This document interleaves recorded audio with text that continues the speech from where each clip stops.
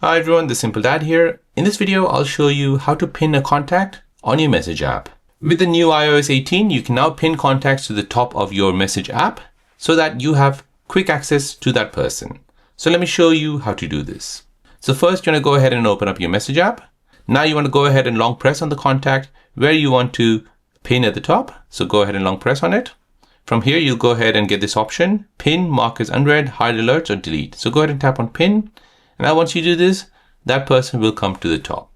Now you can go ahead and pin as many people as you like, and they'll all basically gather here at the top. So this way you can basically have quick access to them for messaging. So there you go, guys. That is how to pin contacts on your message app on your iPhone. If you're new on the channel and you want to find out more about your iPhone, your Android phone, or any other social media apps, then don't forget to subscribe to this channel to become a part of the Simple Dad community. Hit the like button if you find this video useful.